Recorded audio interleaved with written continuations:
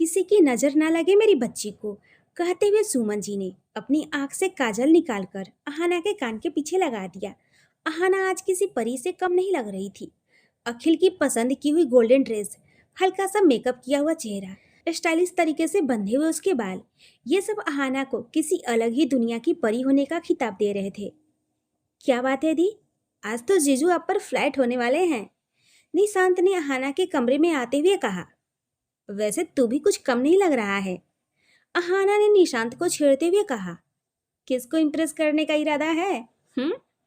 अहाना की बात सुनकर निशांत को सुबह वाली बात याद आ गई। निशांत ने एक झलक सुमन जी को देखा और बोला, वे तो मैं हैंडसम हूं ही इतना, अब अगर कोई इम्प्रेस होती है तो मैं क्या करूं? अच्छा निशांत के बच्चे, कहते हुए अहाना ने निशांत का कान पकड़ लिया। औस्ती, छोड़ो मुझे, मेरे बाल खराब हो जाएंगे, निशांत ने अपना कान छुड़ाते हुए कहा। तुम दोनों भी ना कभी भी शुरू हो जाते हो। अहाना, तुम्हारी सगाई है आज, कुछ तो सोचो। और तू निशांत, पता नहीं तू बड़ा कब होगा। जल्दी से कार निकाल जाकर, हम लोग आगे ही लेट हो रहे हैं सिंघानिया मेंशन के लिए। जी माँ, कहता हुआ निशांत अहाना के कमरे से निकल गया। चलो बेटा, तुम भी आ जाओ, कहते हुए सुमन जी भी बाहर निकल गईं। अहाना ने एक नजर खुद को आईने में देखा। अहाना कुछ नहीं बोली और बस सुमन जी के पीछे चली गई। अरे अखिल बेटा, आज तुम्हारी सगाई है, लड़की वाले किसी भी वक्त आते होंगे और तुम आज के दिन भी ये बिजनेस मैगजीन लेकर बैठ गए, देविका जी ने अखिल के कमरे में आते हुए कहा। मॉम, अभी वे लोग आए नहीं है ना, जब आएंगे तब मैं भी आ जाऊंगा, अखिल ने बेड पर लेटते हुए कहा। भाई क्या कर रहे हो आप, लेटिए मत, निया ने कमरे में आते हुए कहा। क्यों? अखिल ने हैरानी से निया की ओर देखते हुए कहा। अरे भाई, लेटने से आपका ये 4 पीस सूट खराब हो जाएगा, और वैसे भी इसका कलर वाइट है, निया ने अखिल को बाजू से पकड़कर उठाते हुए कहा। मैं कोई बच्चा नहीं हूं तेरी तरह, निया की बच्ची, जो अपना सूट खराब कर लूंगा, अखिल ने निया के गाल खींचते हुए कहा। निया सही कह रही है, बच्चों जैसी हरकतें तो आप कर रहे हैं अखिल, दिनेश जी ने कमरे में आते हुए कहा। दिनेश जी को देखकर अखिल सीधा खड़ा हो गया। नीचे सब लोग वेट कर रहे हैं आपका, कई लोगों से मैं आपको मिलवाना चाहता हूँ और आप यहाँ कमरे में आराम से लेटे हुए हैं।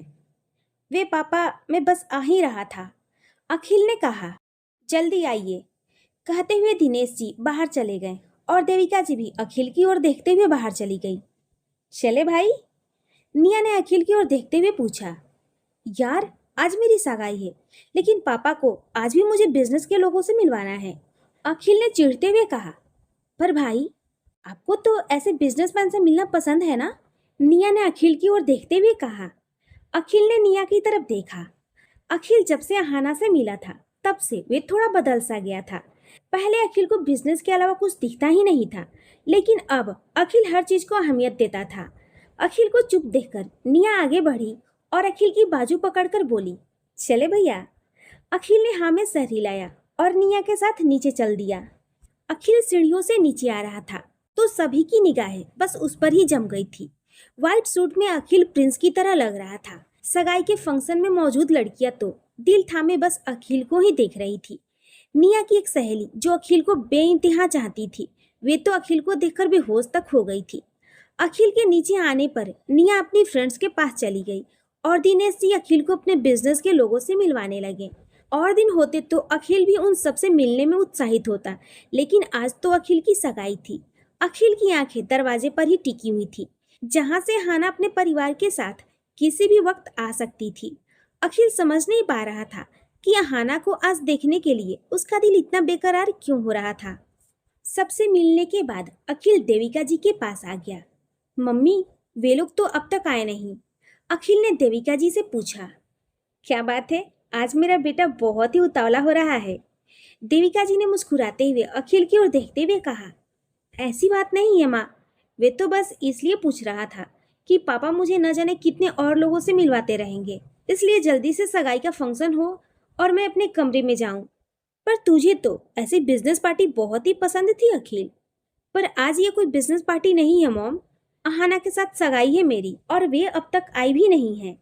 बेचैन होते हुए अखिल बोल गया और दरवाजे की ओर देखने लगा। तभी उसे ध्यान आया कि देविका जी मुस्कुराकर उसे ही देख रही है। क्या हुआ मम्मी, ऐसी क्यों दिख रही हैं आप? तुझे प्यार हो गया है अहाना से? उसका कितनी बेसब्री से इंतजार कर रहा है तू, बस यही देख रही हूँ। मम्मी, ऐसी कोई बात? अखिल के आगे कहने से पहले ही देविका जी बोल पड़ी। मैं बहुत खुश हूँ तुम्हारे और अहाना के लिए अखिल। लेकिन मम्मी, मेरी बात तो सुनिए। अखिल आगे कुछ कह पाता उससे पहले ही निया की आवाज आई। निशांत। अखिल ने जल्दी से दरवाजे की ओर देखा। अहाना का परिवार अंदर आ रहा था, लेकिन अहाना उनके साथ नहीं थी। आइए आइए सुदेश जी, आपका ही इंतजार हो रहा था, कहते हुए दिनेश जी ने आगे बढ़कर सुदेश जी को गले से लगा लिया। देरी के लिए माफी चाहूंगा दिनेश जी। सुदेश जी ने हाथ जोड़ते हुए कहा। अरे कैसी बातें कर रहे हैं आप सुदेश जी, ऐसे हाथ जोड़कर हमें शर्मिंदा मत कीजिए। दिनेश जी ने सुदेश जी के हाथों को अपने हाथ में लेते हुए कहा। सुदेश जी बोले, बेटी के पिता के हाथ तो हमेशा जुड़े ही रहते हैं दिनेश जी, ताकि वे जिस घर में बहू बनकर जाए उस घर में उसकी वजह से हमेशा खुशियां ही बनी रहे। पर भाई साहब, हम अहाना को बहू बनाकर नहीं, बेटी बनाकर लाएंगे अपने घर, देविका जी ने कहा। देविका जी की बात सुनकर सभी मुस्कुरा दिए। अखिल ने आगे बढ़कर सुमन जी और सुदेश जी के पैर छुए। निशांत ने भी देविका जी और दिनेश जी के पैर छुए। निशांत ने एक झलक निया की ओर देखा। वे तो निया की ओर देखता ही रह जाता, अगर निया उसे आंखों के इशारे से नजरें हटाने को ना कहती। वहीं अखिल की निगाहें अहाना को ढूंढ रही थी। अखिल की बेचैनी को देविका जी समझ गई थी, इसलिए वे निशांत से बोली, निशांत बेटा, जाओ अपने जीजा जी के साथ स्टेज पर जाओ, और निया बेटा, जाओ तुम अपनी भाभी को लेकर आओ। जी मम्मी, कहती हुई निया देविका जी और दिनेश जी के कमरे की ओर बढ़ गई। अखिल तो असमंजस में निया को जाते हुए देखता रहा। अहाना घर के अंदर कब आई? मैं तो लगातार अपनी निगाहें दरवाजे पर लगाए हुए था, मैंने तो उसे अंदर आते हुए देखा ही नहीं। अखिल यही सब सोच रहा था कि तभी निशांत बोला, चले जीजू, अहाना दी आती होंगी। निशांत की बात सुनकर अखिल अपने ख्यालों से बाहर आया और निशांत के साथ स्टेज की ओर बढ़ गया। कुछ ही मिनटों बाद निया भी अहाना को लेकर आ गई। अहाना को देखकर एक पल को तो अखिल की सांसें ही थम गई थी। अहाना ने भी एक नजर अखिल को देखा। अहाना के दिल में अजीब सा एहसास आया, लेकिन जल्दी ही अहाना ने खुद को काबू में कर लिया और नजरें झुकाकर स्टेज की तरफ आने लगी। अखिल और अहाना भले ही एक दूसरे से अपना जज्बात न बयां करते हो, लेकिन ये प्यार भरा गाना दोनों के एक होने की गवाही दे रहा था। अहाना स्टेज के पास पहुंची तो अखिल के कदम अपने आप ही आगे बढ़ गए और अखिल ने अहाना की ओर अपना हाथ बढ़ा दिया। अहाना ने अखिल की ओर देखा तो अखिल मुस्कुरा रहा था। अहाना को भी लगा शायद सभी को दिखाने के लिए ही अखिल ऐसा कर रहा है, इसलिए अहाना ने भी अपना हाथ अखिल के हाथ में दे दिया। अखिल का हाथ पकड़ते ही अहाना के दिल में कसक सी उठी। अहाना की सांसें तेज चलने लगी थी। ऐसा ही हाल अखिल का भी था। अखिल ने अहाना का हाथ कसकर पकड़ लिया और अहाना को स्टेज पर ऊपर खींच लिया। अखिल के खींचने से अहाना एकदम से अखिल से टकरा गई। अखिल ने अहाना को अपनी बाहों में भर लिया। अहाना की नजरें एक बार फिर से अखिल की नजरों में खो गई, क्योंकि उसे एक बार फिर से अखिल की निगाहों में अपने लिए प्यार नजर आ रहा था। अखिल भले ही अपने आप को कितना भी समझा ले, लेकिन अहाना के लिए उसका प्यार सभी को नजर आ रहा था, यहाँ तक कि अहाना को भी। अहाना ने किसी तरह खुद को काबू में किया और अखिल की बाहों से खुद को छुड़ाया। अखिल ने अभी भी अहाना का हाथ पकड़ा हुआ था। देविका जी और दिनेश जी के स्टेज पर आने पर अहाना ने अखिल से अपना हाथ छुड़ाया और झुककर देविका जी और दिनेश जी का आशीर्वाद लिया। बस बस बेटा, हमारे यहाँ बेटियां पैरों को हाथ नहीं लगाती, देविका जी ने अहाना के गाल पर हाथ रखते हुए कहा। लेकिन मैं तो लगा सकती हूँ ना आंटी, मैं तो आपकी बहू बनने जा रही हूँ, अहाना ने मुस्कुराते हुए कहा। बहू बन रही हो समाज की नजरों में, लेकिन हमारे लिए तो तुम हमारी बेटी ही हो अहाना, देविका जी ने प्यार से कहा। अपने लिए इतना सम्मान और प्यार देखकर अहाना कुछ बोल नहीं पाई और बस उसने नजरें झुका ली। सुमन जी अपनी आंखों से आंसू पोंछ रही थी। चलिए अब सगाई की रस्म शुरू करते हैं, दिनेश जी ने कहा। जी कहते हुए देविका जी ने सगाई की अंगूठियां मंगवाई। अंगूठी की थाल निया उठाकर लाई थी। थाल गुलाब के फूलों की पंखुड़ियों से भरा हुआ था। थाल के बीच में एक कांच की डिब्बी में अंगूठी रखी हुई थी। अखिल ने अंगूठी उठा ली और अहाना की ओर देखने लगा। अहाना ने अपने दोनों हाथ एक दूसरे में उलझाए हुए थे। कुछ सेकंड इंतजार करने के बाद अखिल ने खुद ही अहाना का हाथ पकड़ा और उसके हाथ में सगाई की अंगूठी डाल दी। सभी ने जोरदार हूटिंग की अब अहाना की बारी थी अंगूठी पहनाने की। अहाना ने किसी तरह हिम्मत करके निशांत के हाथ में पकड़े थाल से अंगूठी उठाई। अखिल ने अपना हाथ पहले ही आगे बढ़ा लिया था। किसी तरह कांपते हाथों से अहाना ने भी अखिल को अंगूठी पहना दी। अचानक से ढेर सारे गुलाब की पंखुड़ियों की बारिश अहाना और अखिल पर होने लगी। दिनेश जी और सुदेश जी ने एक दूसरे को गले लगाया और सुमन जी और देविका जी ने भी एक दूसरे को गले से लगा लिया। निशांत और निया मुस्कुराकर एक दूसरे को देख रहे थे। अखिल भी मुस्कुराकर अहाना की ओर देख रहा था, सभी को दिखाने के लिए ही सही, लेकिन अहाना के चेहरे पर भी इस वक्त एक मुस्कान थी। मम्मी, क्या जरूरत थी इतनी जल्दी शादी प्लान करने की? अभी आज ही तो मेरी सगाई हुई है और आप लोगों ने 1 महीने बाद की ही शादी भी तय कर दी, और मुझे बताया भी कब? स्टेज पर, ताकि उस वक्त मैं कुछ कह भी ना सकूं। अहाना ने गुस्से में सुमन जी से कहा, बेटा शादी तो पहले ही तय की हुई थी, बस बताया आज है। हम तुम्हें सरप्राइज देना चाहते थे और अखिल को तो पहले से ही पता था। सुमन जी ने मुस्कुराते हुए कहा, सब कुछ तो आप पहले ही तय कर चुकी है मम्मी, तो आज भी बताने की क्या जरूरत थी? शादी से एक दिन पहले ही बता देते ना कि कल तेरी शादी है अहाना। तू हमें कुछ ज्यादा ही भारी लगने लगी है, इसलिए हम तुझे इस घर से निकालने में लगे हैं। अहाना गुस्से में बोलती जा रही थी। अहाना, ये कैसी बात कर रही हो तुम अपनी मम्मी से? ये तो हमारे संस्कार नहीं है बेटा। सुदेश जी ने अहाना के पास आते हुए कहा, तो और क्या करूं मैं पापा? आप लोग कितनी जल्दी जल्दी सब कुछ कर रहे हैं।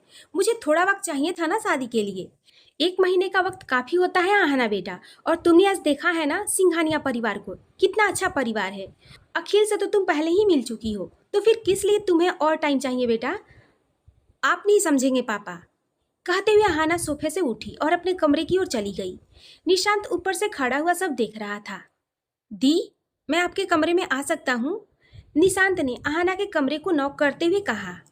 निशांत, मैं इस वक्त किसी तरह की फाइट के मूड में नहीं हूँ, मुझे कुछ देर अकेला रहना है। अहाना ने कहा, मुझे आपसे कोई फाइट नहीं करना है दी, बस आपसे कुछ जरूरी बात करनी है। मैं आपके 2 मिनट से ज्यादा वेस्ट नहीं करूंगा। निशांत की बात सुनकर अहाना हंसती और बोली, पागल है तू भी, आजा अंदर। निशांत भी मुस्कुराता हुआ अहाना के कमरे में आ गया। तेरी वजह से मेरा टाइम वेस्ट नहीं होता है, समझा?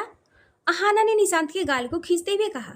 पर मेरा तो हो जाता है, निशांत ने एक्टिंग करते हुए कहा। अहाना के चेहरे पर फिर से गुस्से वाले भाव आ गए। निशांत, अहाना गुस्से में चिल्लाई। ओके सॉरी सॉरी हिटलर दीदी, मैं बस मजाक कर रहा था, निशांत ने अहाना के आगे हाथ जोड़ते हुए कहा। अच्छा, अब जल्दी से बताओ क्या बात करनी है तुम्हें? अहाना ने निशांत की ओर देखते हुए कहा। निशांत ने अहाना का हाथ पकड़ लिया और अहाना की सगाई वाली अंगूठी को देखने लगा। पता है दी, मैंने आज तक इतनी सुंदर अंगूठी नहीं देखी। अहाना ने भी अपनी अंगूठी की ओर देखा। वे वाकई में बहुत ही सुंदर थी, लेकिन अहाना ने ज्यादा ध्यान नहीं दिया और निशांत से बोली, तो ये बात करनी थी तुझे? अहाना की बात सुनकर निशांत मुस्कुरा दिया और बोला, ये अंगूठी जितनी अच्छी है ना दी, उससे कई गुना अच्छे अखिल जीजू हैं, उनका परिवार है, और आपको अपने घर के लिए पसंद करके वे लोग काफी खुश भी हैं। निशांत, तू कहना क्या चाहता है, साफ साफ बोल। अहाना ने निशांत के हाथ से अपना हाथ छुड़ा लिया और बेड से उठकर खड़ी हो गई। मैं बस आपसे ये जानना चाहता हूँ कि जो खुशी आज के दिन आपके चेहरे पर होनी चाहिए थी, वे खुशी आपके चेहरे पर क्यों नहीं थी दी? क्यों आपकी आंखों में जीजू के लिए प्यार नजर नहीं आया दी? निशांत, मुझसे ऐसी बातें मत कर, तू अभी बहुत ही छोटा है और छोटा ही बना रहा। बड़ों जैसी बातें मत कर। मैं छोटा नहीं हूँ दी, लेकिन आपका भाई भी हूँ। आपने मुझे हमेशा प्यार दिया है, मेरे कहने से पहले मेरी हर ख्वाहिश को पूरा किया है, और मैं भी आपको हमेशा खुश देखना चाहता हूँ। आपकी फिक्र कर रहा हूँ दी। मत करो मेरी फिक्र निशांत, कोई भी मेरी फिक्र मत करो। अगर किसी को इस घर में मेरी फिक्र होती तो मुझे इस घर से निकालने की जल्दी ना होती सभी को। दी, सिंघानिया परिवार शादी जल्द से जल्द करना चाहते हैं। मम्मी पापा तो बस उनकी हाँ में हाँ मिला रहे हैं। मैंने खुद उन्हें आपके बारे में बातें करते हुए सुना है, आपको याद करते हुए, आपके लिए रोते हुए देखा है। निशांत की बात सुनकर अहाना हैरान हो गई। तो मम्मी पापा ने मुझसे कुछ कहा क्यों नहीं? अहाना ने हैरान होते हुए निशांत से पूछा।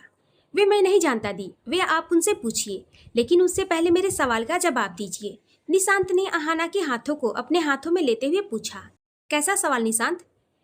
क्या आप इस शादी से खुश हैं दी? क्या आपको अखिल जीजू पसंद है दी? क्या आप अखिल जीजू से प्यार? निशांत के आगे कहने से पहले ही अहाना ने निशांत के हाथों से अपना हाथ छुड़ा लिया और मुंह फेरकर खड़ी हो गई। निशांत को उसका जवाब मिल गया था। तो आप आज भी अतीत में जी रही हैं दी? निशांत ने अहाना से पूछा। मुझे इस बारे में कुछ बात नहीं करनी निशांत, मैं अतीत को भूल चुकी हूँ। भूल चुकी होती तो आज आपकी आंखों में अखिल जुजू की होने की खुशी दिखती, लेकिन शायद आप तो आज भी उस घटिया ऋषि को भुला नहीं पाई हैं।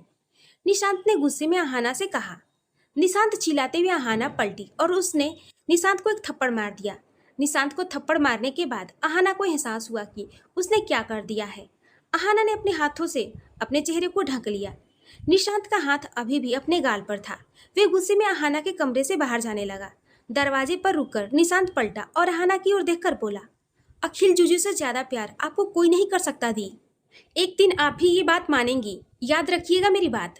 कहते हुए निशांत कमरे से बाहर निकल गया। अहाना टूट चुकी थी, उसकी आंखों से आंसू बह रहे थे, लेकिन इन आंसुओं में गुस्सा भी था। ये गुस्सा निशांत के लिए नहीं बल्कि ऋषि के लिए था। निशांत ने तो सच ही कहा था, अहाना आज तक ऋषि की यादों से बाहर नहीं आ पाई थी। आज फिर से अहाना को वे वक्त याद आ गया था जब उसे भी शादी के नाम से गुदगुदी होती थी, जब वे भी अपने सपनों के राजकुमार के बारे में सोचा करती थी, जब वह कॉलेज में थी और कॉलेज में ही उसे ऋषि मिला था। 2 साल पहले ही तो उसकी मुलाकात हुई थी ऋषि से, जब वह अपने कॉलेज फाइनल ईयर में था।